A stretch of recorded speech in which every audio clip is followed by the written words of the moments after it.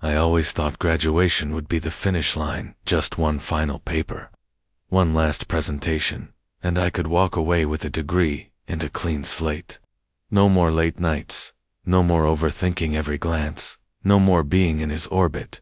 But here I was again, in the campus library, after hours, hunched over my laptop while the blue glow of the screen lit up the shadows under my eyes. And across from me, leaning back in that annoying way of his, half amused, half effortlessly confident, was him. Professor Halden. Technically, he wasn't my professor anymore.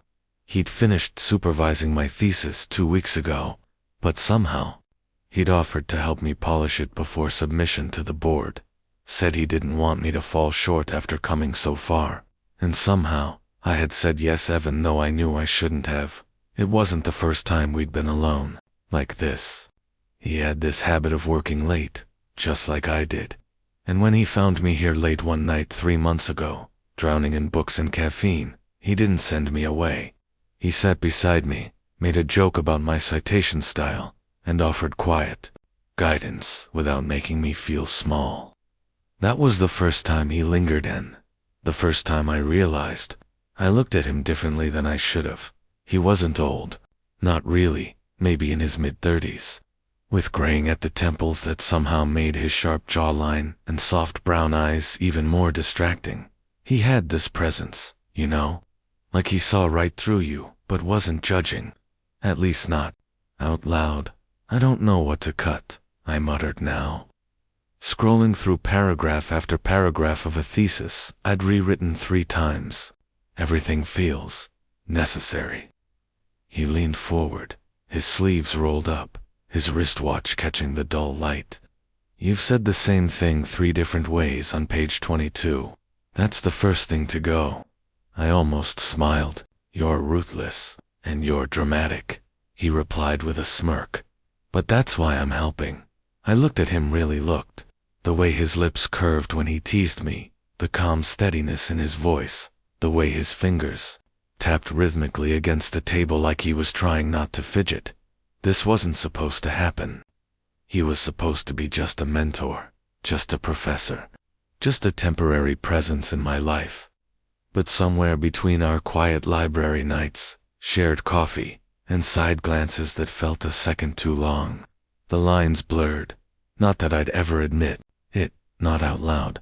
Do you always help students this much after the semester ends? I asked, a little too casually, eyes fixed on the screen. There was a pause, a long one. I felt it before I heard it. Only the ones who matter, he said, quietly. That made me freeze. My fingers hovered over the keyboard. I didn't look at him, afraid he'd see the flicker in my eyes I tried so hard to hide. I wanted to ask what he meant. I wanted to believe it meant something, but I stayed quiet. Outside the windows, the campus was bathed in golden light. Summer creeping in early this year. Most of the dorms were emptying, seniors packing up and moving on. I should have been doing the same.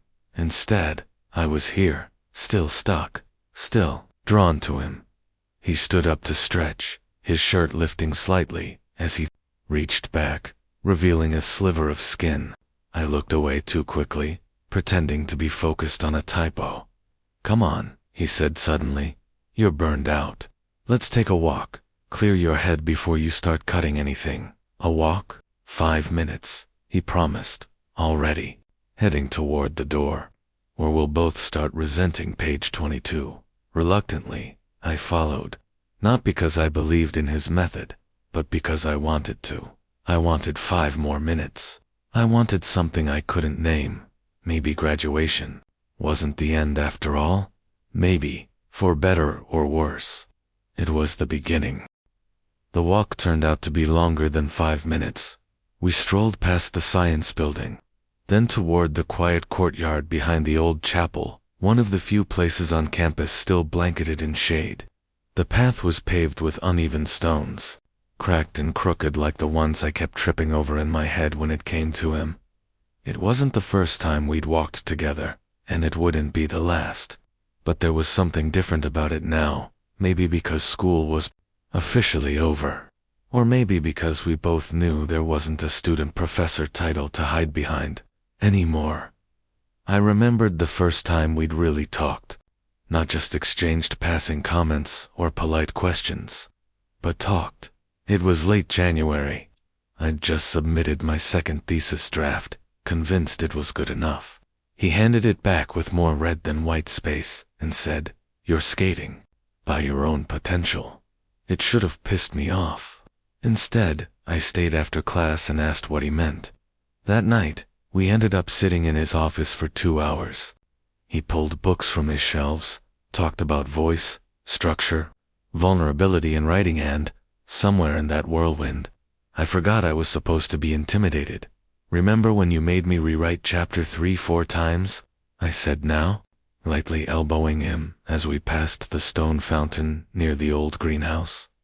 "I saved you from mediocrity," he replied with a mock-serious tone.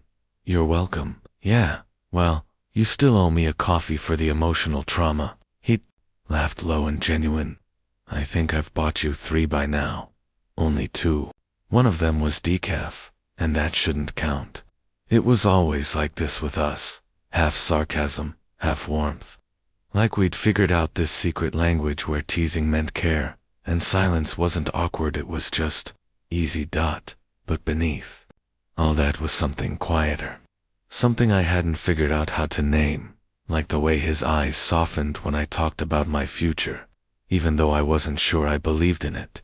Or how he always remembered little things I said, like how I hated the hum of fluorescent lights, or how I liked cinnamon in my coffee, or the fact that every time I got up to leave his office, he never looked away. First, as we turned toward the parking lot, the low hum of a generator buzzed from the maintenance building nearby. He glanced over. "You still living in the dorms?" he asked, casually. "For now," I said. "Moving out in a week. They're shutting down early for renovations. And you're staying around here, just until I figure out what's next." He nodded, but something passed through his eyes, a flicker of thought he didn't voice. We reached his car, and he leaned against it, arms crossed. I paused beside him, suddenly too aware of how close we were, of the quiet that had settled between us. He looked at me, then tilted his head slightly. "You ever taken a real break? Like a reset?" I blinked. "What do you mean?"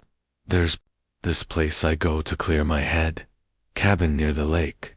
Completely off the grid. No Wi-Fi, no lectures, no grading. I usually go after the semester ends." I laughed. "Sounds like your version of heaven. More like survival.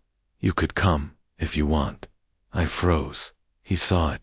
Immediately added, "I mean, just for a day or 2. If you need a breather. I figure you've earned one." I looked at him carefully. Was this pity, a kindness, or something else entirely? "I don't want to impose." "You wouldn't be," he said quietly. "I wouldn't offer if you were." And just like that, the invitation hung between us, not a command, not a plea, just a thread. And I felt myself already pulling at it. The drive up to the lake the next afternoon was longer than I expected.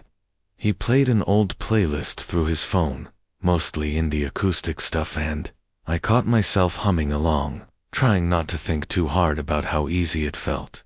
The cabin was simple.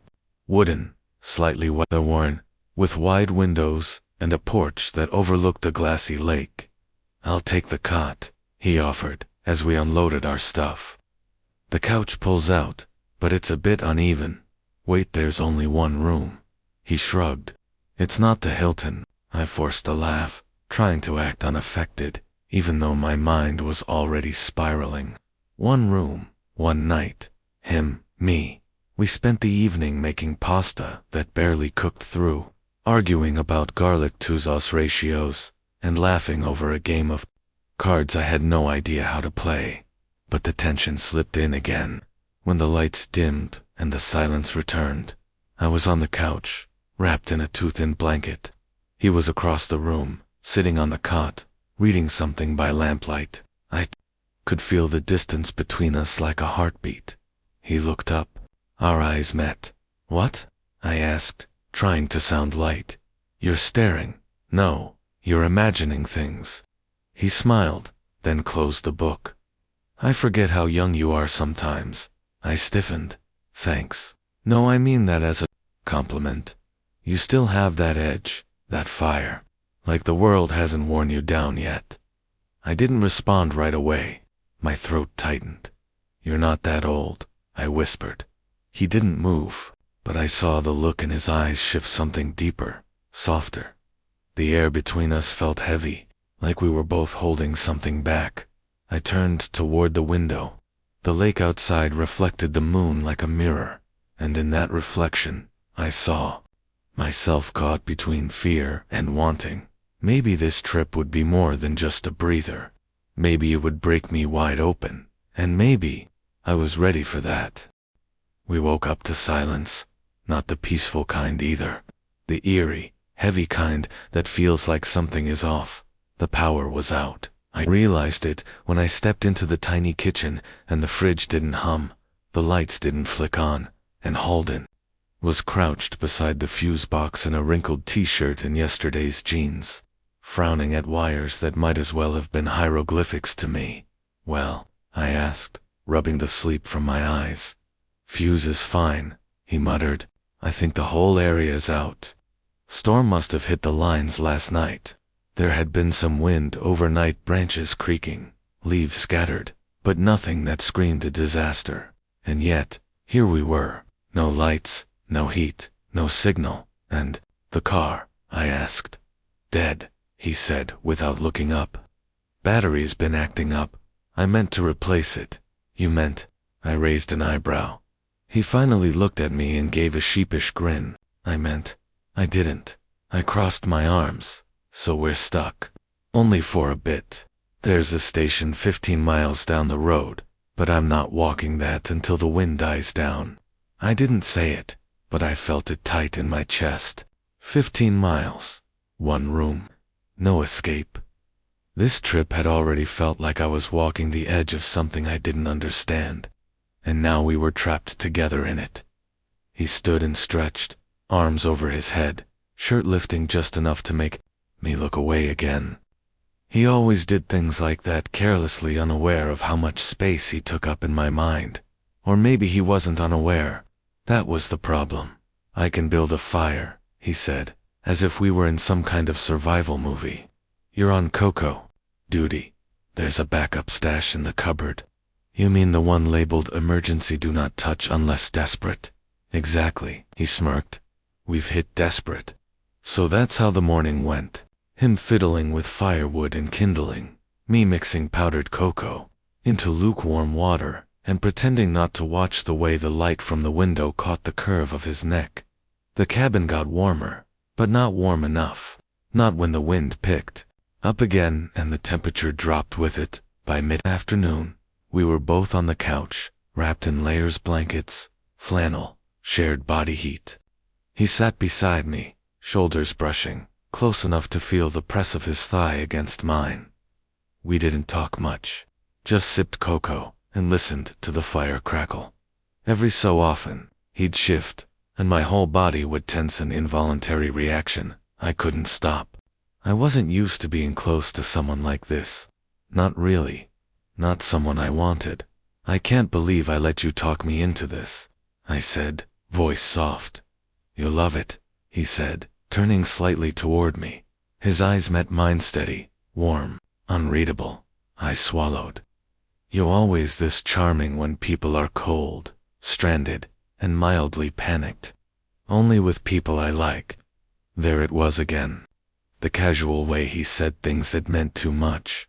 I shifted under the blanket, suddenly hyper-aware of everything, his knee pressing into mine, his breath slow and even beside me.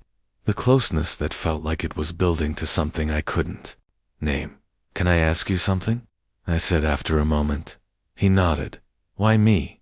He looked confused. What do you mean? I stared into the fire. Why offer to help with my thesis after it was already over? Why invite me here? Why any of it? The silence stretched too long. When I finally looked at him, his expression was unreadable again. Then he said, quietly, Because you see things. You don't just write to dig. And because I liked who I was when I was around you. That hit harder than I expected. I wanted to believe him. I did, but still, a part of me whispered, don't be stupid.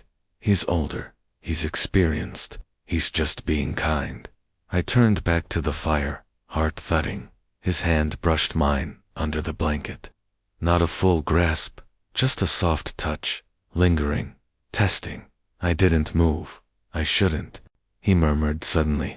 I told myself I wouldn't. I looked at him then, heart hammering. Wouldn't what? He hesitated. His mouth opened, then closed. I thought I could ignore it, he said, voice almost a whisper. But being here with you, it's harder to pretend I don't feel it too. My breath caught. He turned to face me fully, knees angled toward mine. You make me forget I'm supposed to draw a line.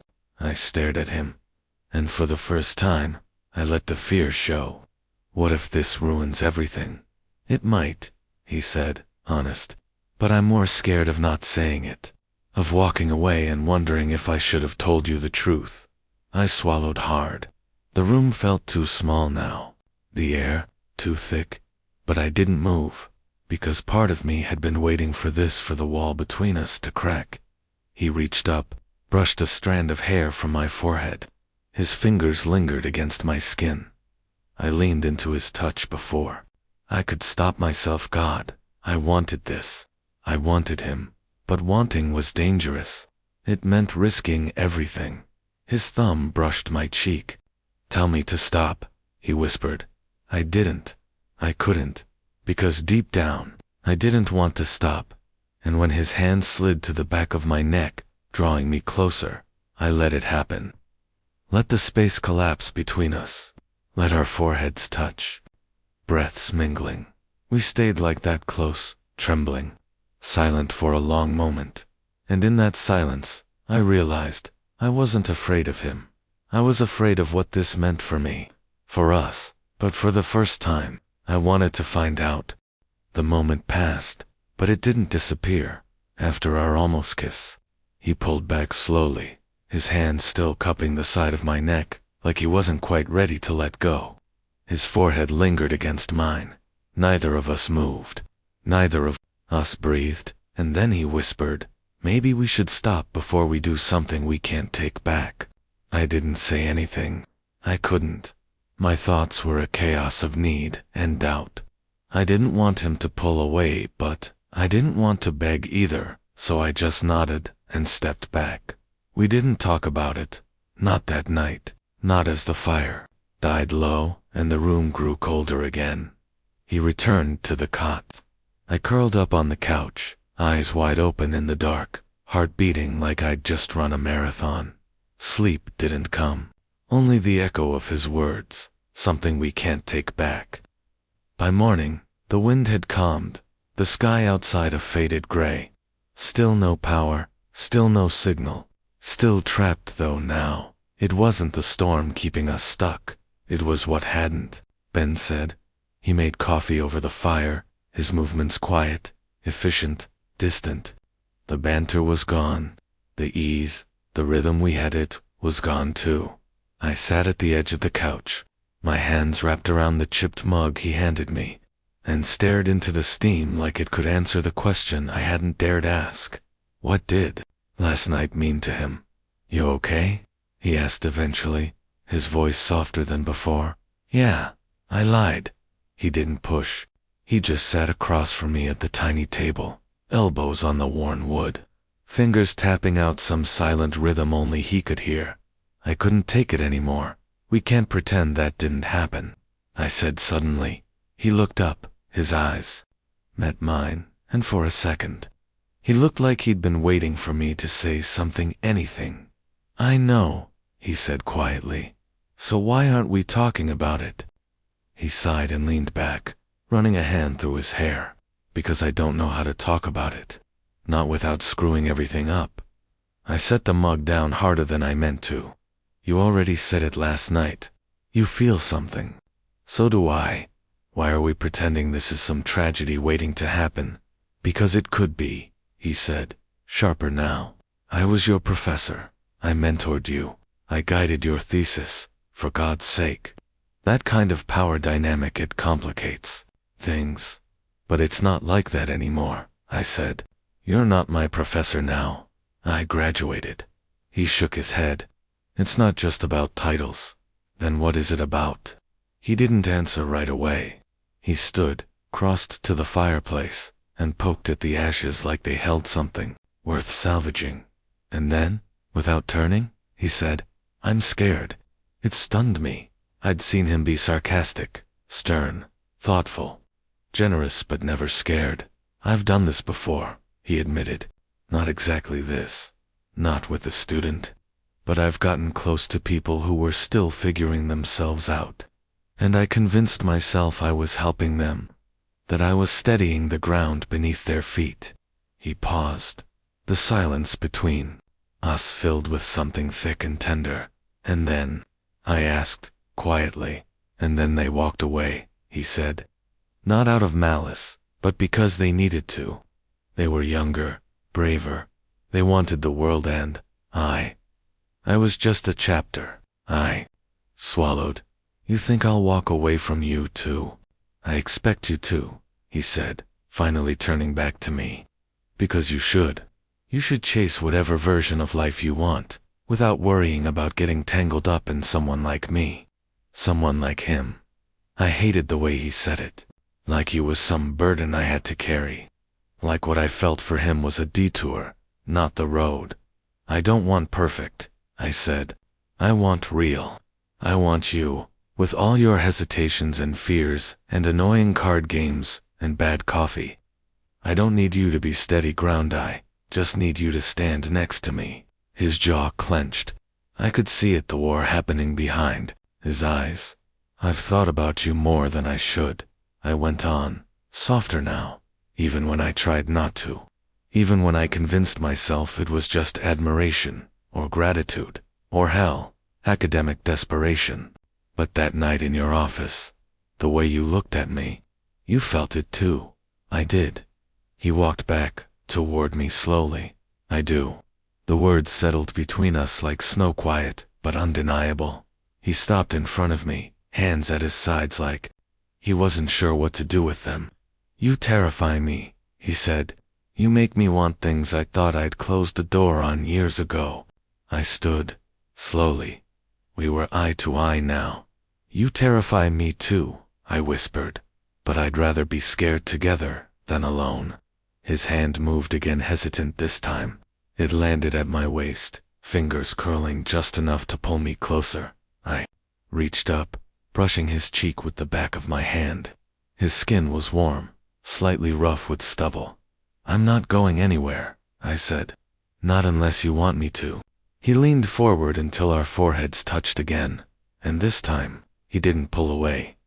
His lips brushed mine, soft and searching, like he was asking for permission even now.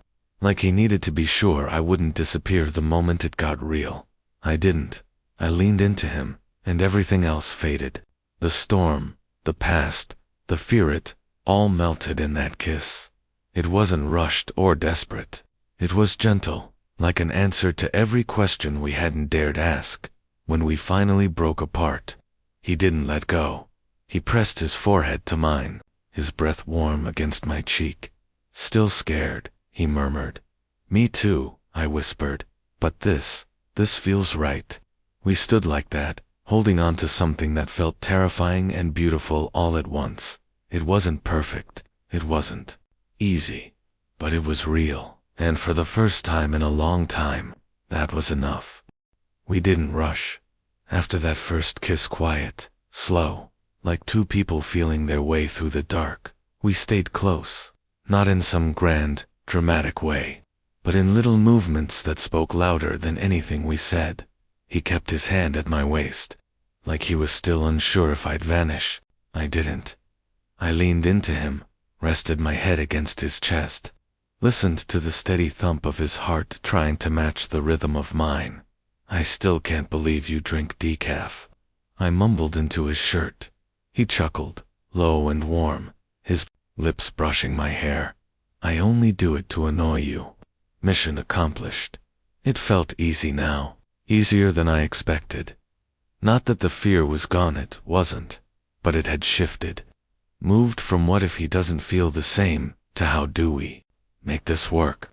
He led me back to the couch, and we sat tangled together under the same blanket that had separated us just a day ago.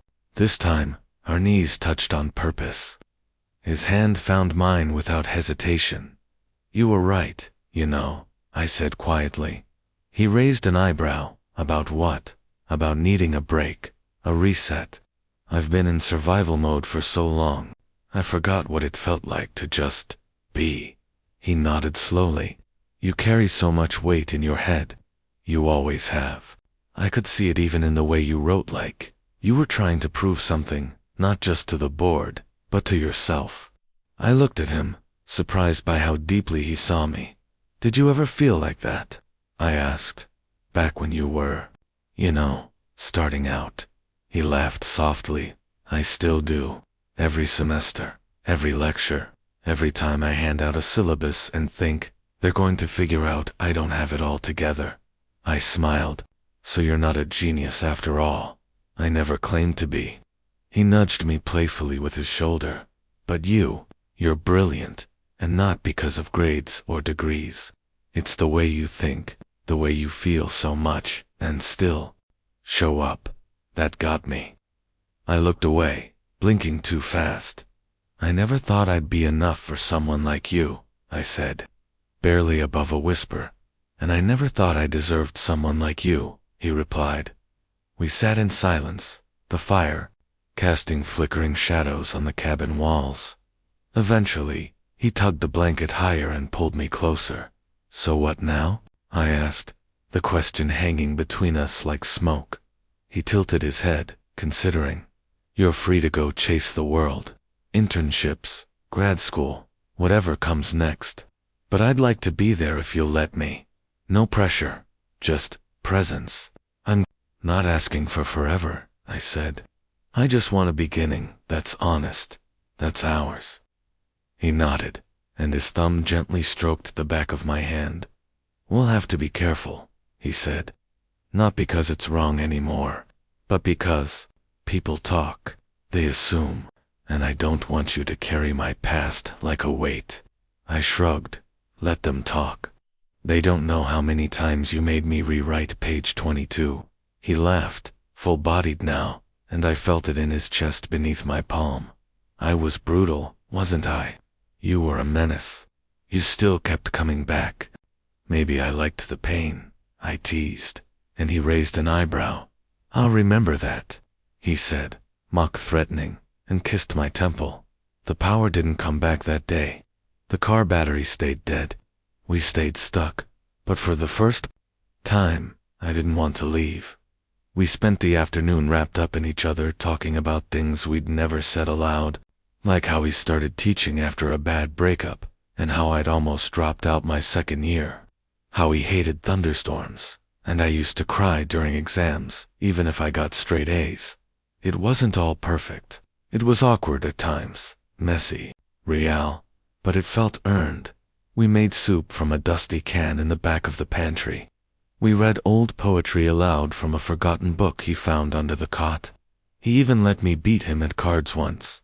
That night, we slept in the same bed, not out of necessity, but because we both wanted to. He wrapped himself around me, like he'd been waiting to do it for years, and before I drifted off, I felt him press a kiss to the back of my neck and whisper, "You're not a chapter to me. You're something I want to keep reading." I didn't answer. I didn't need to. I just reached for his hand under the blanket and held on. We got the car started on the third morning. The battery had somehow clung to life long enough to sputter back awake, and we both stood in the cold air, arms crossed, watching the engine roar like it had something to prove. Guess she just needed time, Halden muttered, patting the hood like an old friend. Don't we all? I said. We didn't pack in a rush. There was no urgency between Uzja's quiet understanding. He folded the blankets from the couch while I tidied up the kitchen. Neither of us saying what we were both thinking, that leaving the cabin didn't mean going back to how things were. It couldn't. I glanced once more at the small space that had held so much of us in such a short time, our fears, our truths, our first kiss, our first yes. The fire was out now, but I could still feel its warmth in my chest. "You ready?" he asked, keys in hand, voice soft. I nodded. "Yeah, but I don't want this to feel like the end." "It's not," he said, without hesitation. "It's a starting line." We drove in comfortable silence most of the way back, the woods thinning into roads, and the roads widening into something more like reality. As we neared the edge of town, I felt the old anxiety returning about appearances, assumptions, how easily something beautiful could be twisted by people who didn't understand it. He noticed. "Of course he did. You don't have to explain anything to anyone," he said. "Not yet. Not until you want to. What if they ask?" "Then we let them guess," he said with a crooked smile. "You're great at mystery, remember?" That made me laugh. "Only in writing." "Then write our story carefully," he said. "Make sure we get the good parts." He dropped me off at my apartment just after noon. I expected a casual goodbye, maybe even awkwardness. Instead, he turned off the engine, stepped out, and walked around to my side. He opened the door, leaned in, and kissed me, not rushed, not hidden, not afraid. I heard a door creak open from the building next to mine. Heard someone gasp faintly in surprise. He heard it too, but he didn't pull away. When we finally broke apart, he looked me in the eyes and said, "I want to be part of your next chapter, if you'll have me." I swallowed the lump rising in my throat. "Okay," I whispered, "but I want to say in the title, deal." He smiled. "Just don't call it Professor Problems." I laughed, harder than I had in days. Then he reached into his jacket pocket and pulled something out, a small, folded scrap of notebook paper. I frowned. "What's this?" "Page 22, he said. I opened it slowly. It was my thesis, paragraph revised, with his red pen notes replaced by tiny blue edits. At the bottom, he'd written, "Some truths take time to write. Some people are worth rewriting for." My chest tightened in the best way. I looked up. "You kept this?" He nodded. "Couldn't throw it out. Felt unfinished." We stood like that for a beat, me holding the page, him watching me like I was the story he'd been waiting to read all along. A breeze rustled the trees around us. The world felt big again. Not in the overwhelming way, but in a way that meant there was room for questions, for growth, for love. Before he turned to leave, he reached for my hand. Just for a second, fingers laced, a quiet promise. I squeezed back. We didn't say goodbye. We didn't need to, because we were already writing what came next, together.